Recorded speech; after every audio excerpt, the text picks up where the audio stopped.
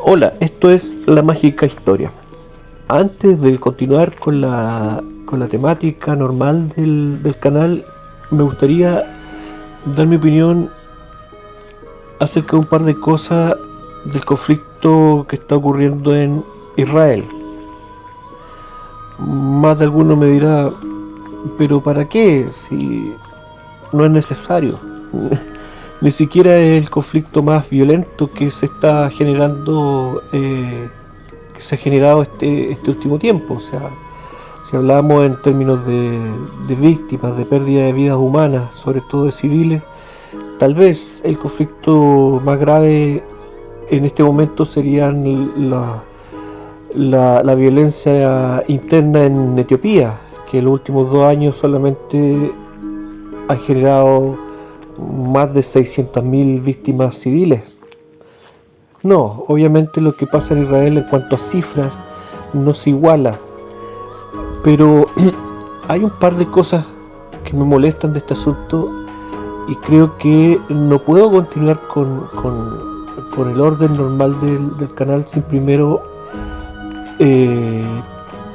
tomar estos conceptos. El primero es la politización del asunto. El caer en una opinión facilona de tomar un bando y creer que el otro bando es el incorrecto. Es decir, si hablas a favor de Palestina, eres de izquierda y eres un enemigo. Y si hablas a favor de Israel, eres de derecha y eres un enemigo. Y todo lo que me digas no es verdad porque viene desde el bando del mal, por decirlo de alguna manera.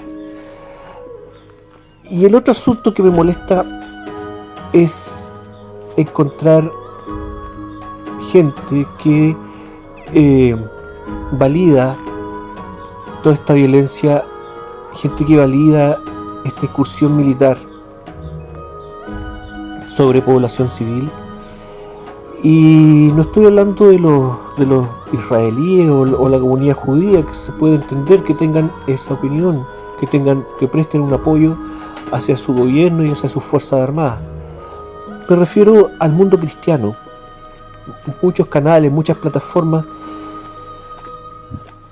que provienen del cristianismo y que avalan toda esta violencia, avalan toda esta maldad, avalan toda esta crueldad, aduciendo motivos bíblicos, aduciendo que gracias a toda esta nefasta violencia se van a cumplir las profecías, Dios va a pagar sus pactos, en fin, como quieran verlo, que gracias a todo este mal la segunda venida de Jesús está en camino, en fin, bla bla bla. Obviamente eso no representa mi pensamiento y por eso me parece interesante poder dar mi opinión al respecto.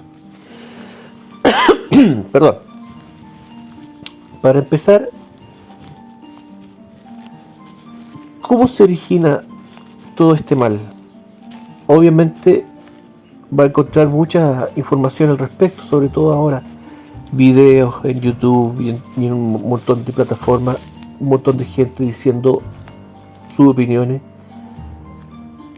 pero me quedo con la opinión de mi mamá, una mujer de 80 años, que viendo las noticias me dice con un cansancio, me dice, ¿cómo no va a ser posible que paren esta estupidez? ¿Cómo no va a ser posible que se junten las personas que tienen esta responsabilidad, este asunto en sus manos, y no puedan llegar a un acuerdo hablando? Y bueno, ¿qué quieren que les diga? Le encuentro toda la razón a mi mamá. ¿Por qué no se puede? Porque, claro, a lo mejor me van a decir, hay que ser bastante inocente o a lo mejor incluso estúpido para pensar que esto se puede resolver de forma pacífica. Pero ¿por qué no? Si lo pensamos bien, la violencia es solo un argumento de más en este asunto. ¿Pero por qué? ¿Por qué no se puede evitar la violencia? ¿Porque no se puede? No. Es porque no lo quieren. ¿Y quién no lo quiere? Los judíos, los israelíes, los palestinos, los terroristas de Hamas, el gobierno israelí. No. Este asunto proviene de un mal, y ya lo he dicho en otros videos. Y ese mal muta, cambia de nombre, pero es el mismo de hace miles de años. Hoy en día, cuando se caricaturiza al demonio, al ángel caído, a Satanás, a Lucifer, como quiera entenderlo, a la encarnación del mal, ¿cómo se lo representa? Como un demonio cornudo, con cola de flecha, el pata de chivo. Nos muestran un monstruo rojo, de color rojo. Pero ese no fue siempre la imagen o el simbolismo de este ser o de esta idea de la encarnación del mal. Y si nos vamos al mundo antiguo, si nos vamos a otras culturas, esta imagen era la de un pavo real de color azul. Y esto se adjudicó también en el mundo judeo-cristiano. Y de hecho este icono fue cambiando, perduró hasta bastante avanzada la Edad Media. Y después, obviamente, algunos grupos infiltrados dentro de la religión, dentro de la iglesia, creyeron pertinente cambiar esta imagen de un ser hermoso, de un pavo real, por un ser monstruoso, lo que cambió nuestra percepción del mal. Nosotros ya no vemos el mal como algo bonito, como algo pulcro, delicado. No. Pero esa era la visión que existía del mal en el mundo antiguo. ¿Por qué? Bueno, otras veces contaba que un amigo me dijo que él creía que el pecado original, el pecado de Adán y Eva, al comer la manzana, era el orgullo, la arrogancia de creer. Nosotros sabemos lo que está bien y lo que está mal, no necesitamos que nadie nos guíe. Somos como dioses, entendemos todo lo que está bien, entendemos todo lo que está mal. Y ese orgullo es autodestructivo. Es el orgullo del pavo real, el pavo, ¿cierto?, que se pavonea, valga la redundancia. Pero a ver, encontré una frase de Virgilio que dice que el tirano, ¿cierto?, nace del orgullo y la vanidad. Pero no, yo creo que hay una diferencia. No es el orgullo, es la arrogancia, que es distinto. Puedes sentir orgullo, puedes tener un sentimiento positivo con respecto a las cosas que tú haces, a lo que tú eres, a tu entorno, a tu familia, a tu área geográfica, y eso está bien. Ese orgullo no le hace daño a nadie. El problema es cuando el orgullo se transforma en arrogancia, es decir, creer que tu visión de ti mismo y de lo que te rodea es superior a la de los demás. Y por lo tanto tú tienes un derecho, un poder por sobre los demás. Y así es como se inicia la tiranía, así es como se inician los abusos, que pueden comenzar con pequeñas cosas dentro de nuestro entorno social y terminar con guerras. Así se producen las guerras. Es por eso que los conflictos bélicos no pueden tener un final razonable.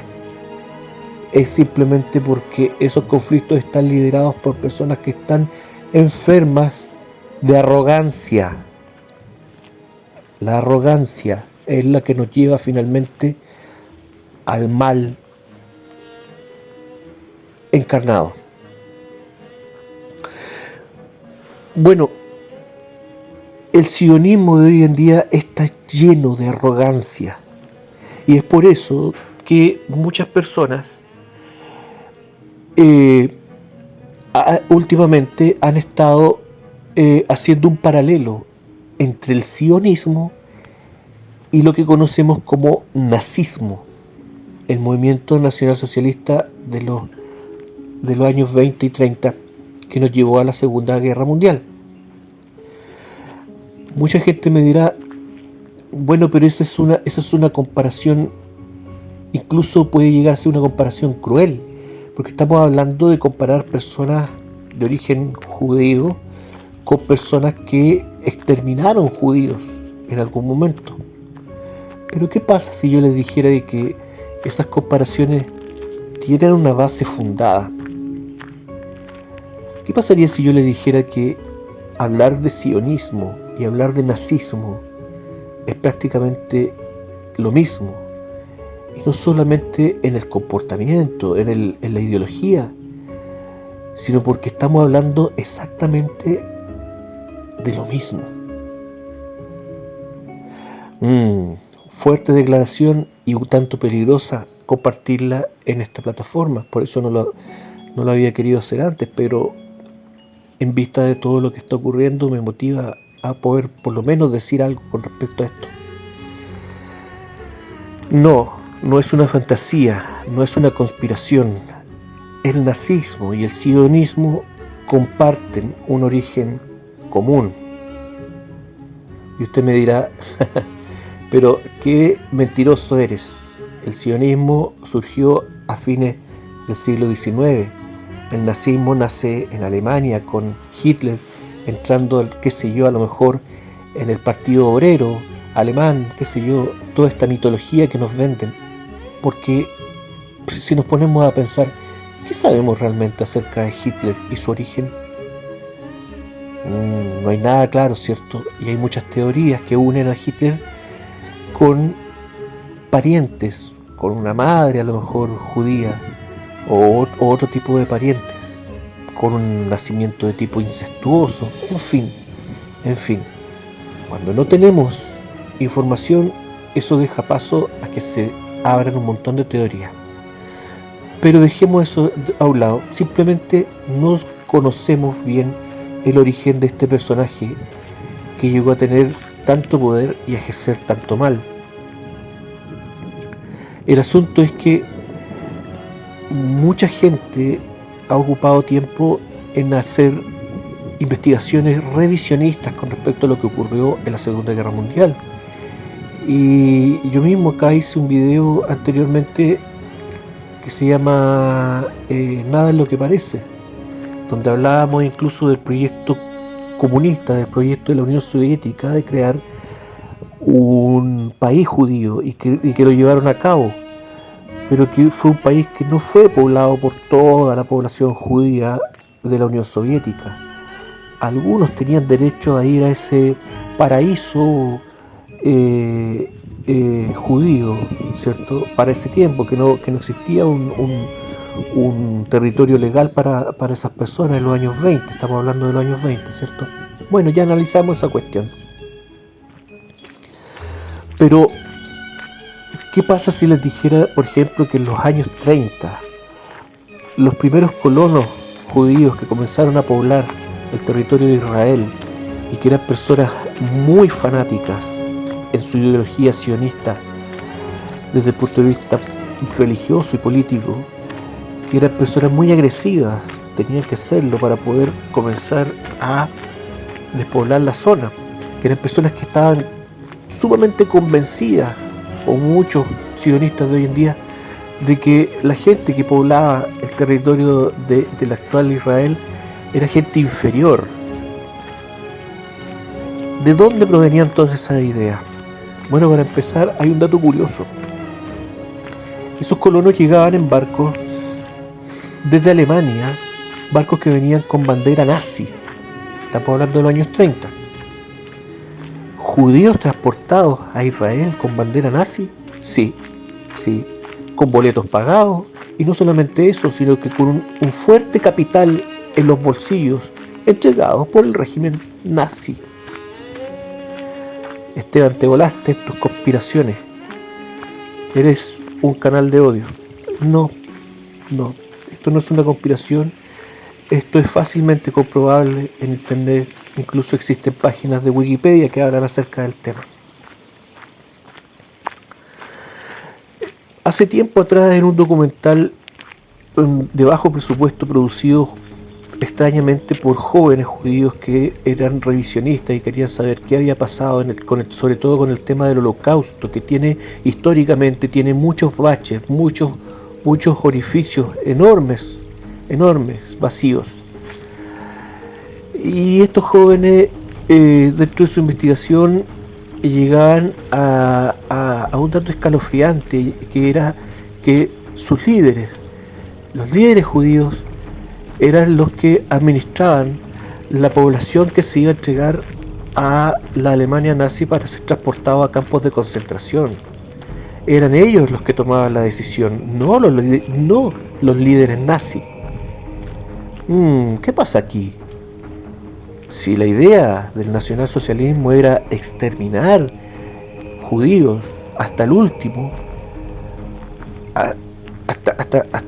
hasta llegar a matar al último judío sobre la tierra, que es lo que nos dicen una y otra vez, a través de los medios de comunicación, a través de las películas, a través de los documentales oficiales, en fin. ¿Por qué se le entrega el poder de esta tarea a los propios líderes judíos? Bueno, a lo mejor simplemente para facilitar la administración. Ok.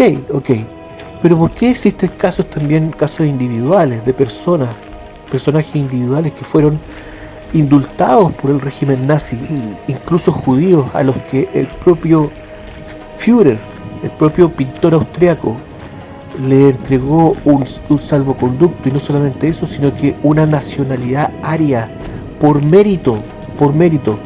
Se le entregó la categoría de ario por sus méritos a más de una persona. Hubo judíos que tuvieron cargos importantes dentro del propio régimen nacionalsocialista. ¿Qué pasa aquí? ¿Por qué se dan esos casos tan extraños? Y sobre todo, algo mucho peor, ¿por qué el régimen nazi financió y administró el viaje de una gran cantidad de judíos hacia el territorio de Israel, para poblarlo, para poder crear allí una nación judía? Nuevamente, ustedes a lo mejor me dirán, y es lo que se dice en algunas partes, que eso era simplemente para eliminar, para sacar a los judíos de Alemania. Sí, pero si fue así, ¿por qué no lo hicieron con todos los judíos? ¿Por qué no fue una propuesta abierta? Y sobre todo, insisto, si la finalidad última del régimen nazi era exterminar a los judíos, ¿por qué se escoge a miles de ellos para no solamente salvarlos, sino que facilitarles, propiciarles el apoderamiento de un territorio que no les correspondía? Bueno, el asunto que les estoy diciendo es absolutamente cierto. Y estas personas que llegaron en estos barcos con bandera nazi, no solamente fueron transportados gratuitamente, no solamente fueron enviados con un fuerte capital para poder llevar a cabo su gestión, sino que también fueron adiestrados por el régimen nazi para tener una base ideológica. Y es por eso que el sionismo se parece ideológicamente tanto al nazismo. ¿De qué estás hablando, hombre? Bueno, todo lo que le estoy diciendo, usted lo puede googlear simplemente siguiendo el término de el Acuerdo Haavara de 1933, y allí sacar sus propias conclusiones, que pueden ser más de una. uno cuando se entera de este asunto, uno cuando se entera de que ambos movimientos tienen un origen común, o por lo menos han sido movimientos hermanos en más de una oportunidad, uno comienza a pensarse cosas como, está bien, el régimen nazi terminó, pero ¿realmente habrá terminado?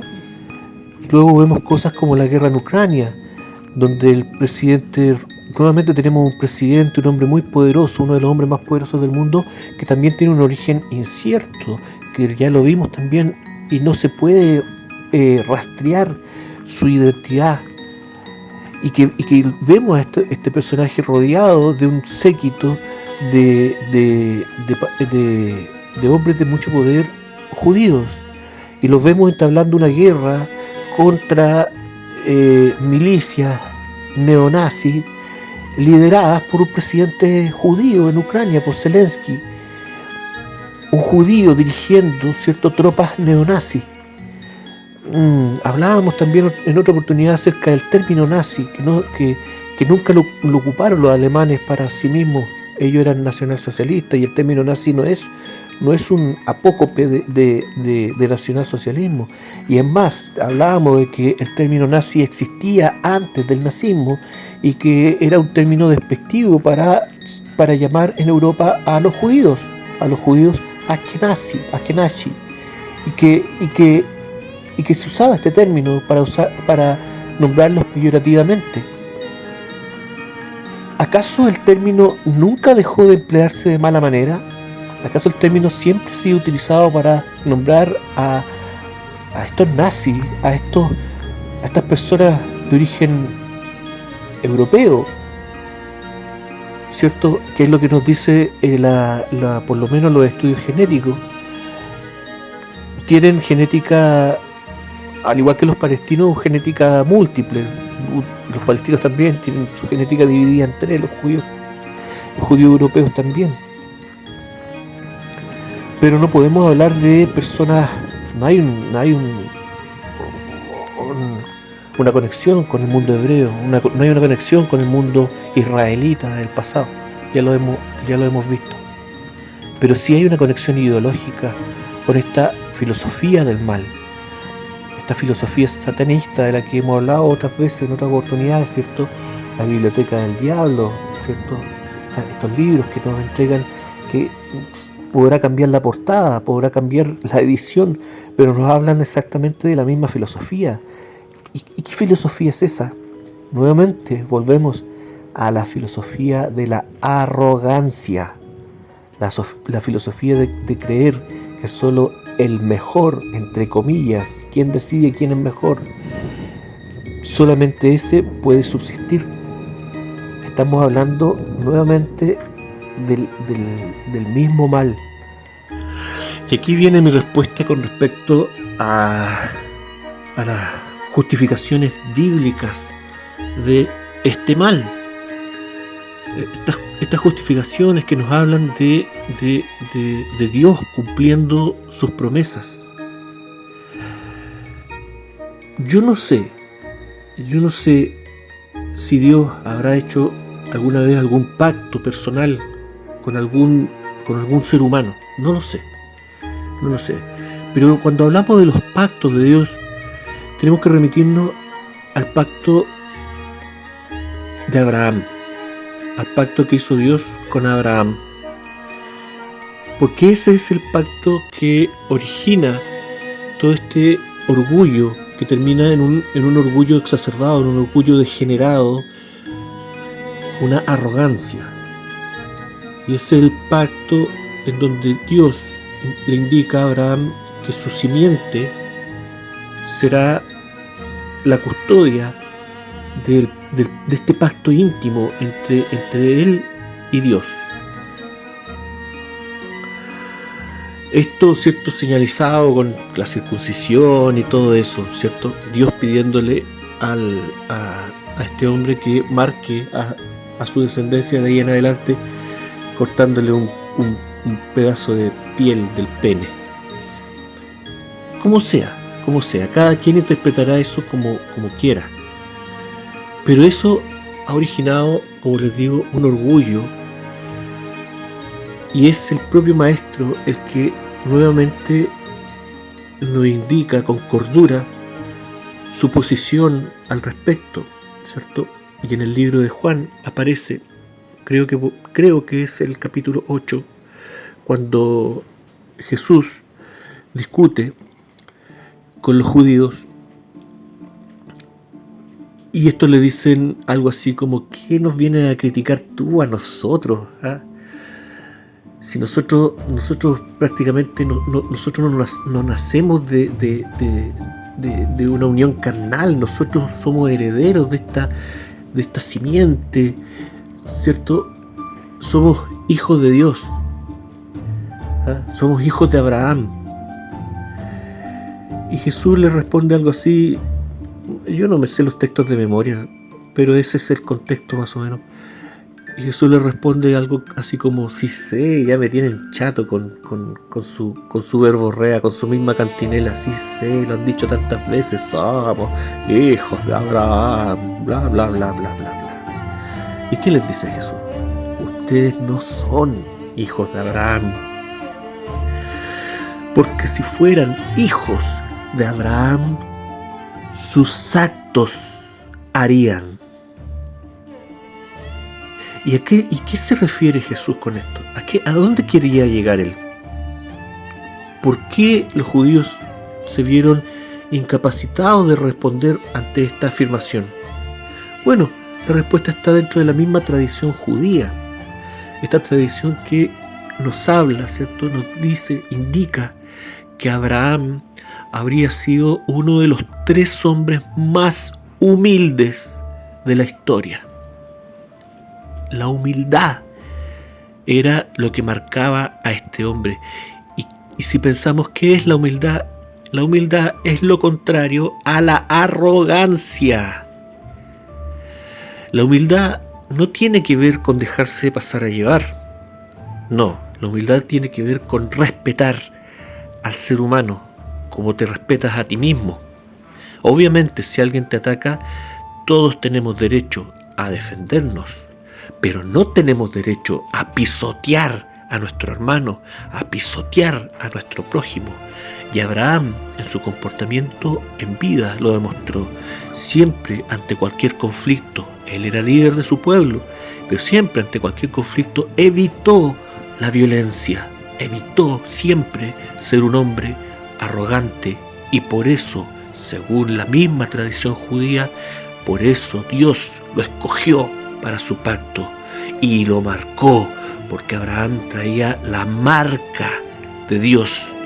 Eso es lo que dice por lo menos el Talmud, que supongo que estos judíos sionistas deben leer, porque el Talmud indica que Abraham era un hombre marcado y que su marca era la humildad. Es por eso que Jesús le dijo a los judíos: si ustedes fueran hijos de Abraham, sus actos harían. Gracias. Esto fue La Mágica Historia. Que estén todos bien. Cuídense.